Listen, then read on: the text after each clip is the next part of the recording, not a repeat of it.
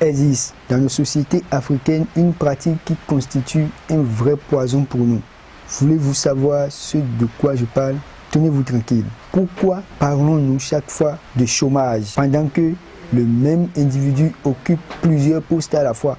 Sans doute, vous me direz que dans son domaine, il n'y a pas de spécialiste. Cessons de nous faire la mauvaise blague, de la mauvaise foi. Je retrouve un individu comme un enseignant à l'université.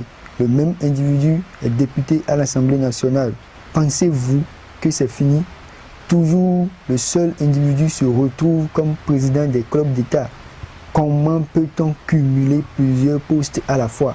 Peut-être que l'exemple que j'ai donné n'illustre pas bien le constat fait sur le terrain.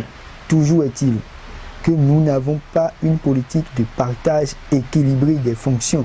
Du coup, un seul individu se voit capable de gérer 2, 3, parfois 4 postes à la fois, alors que nous chantons tous la croissance incessante du taux de chômage. Pour une Afrique développée, nous devons partager équitablement les tâches pour un travail bien fait et l'épanouissement de l'individu. L'effet du partage équilibré des tâches ne s'observe pas seulement dans l'amorçage du développement, mais aussi par la liberté de l'individu.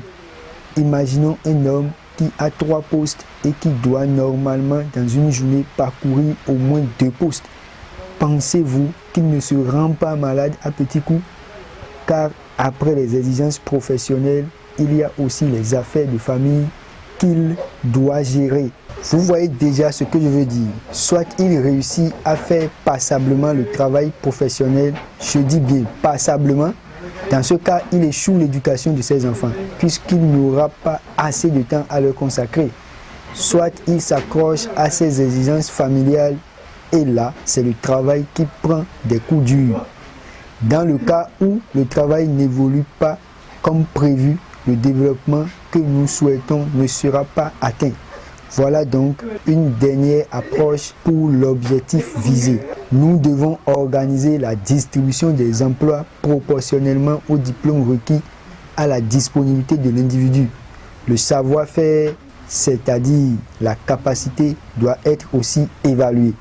Nous devons veiller impérativement pour que le même individu n'ait pas plusieurs postes à gérer à la fois.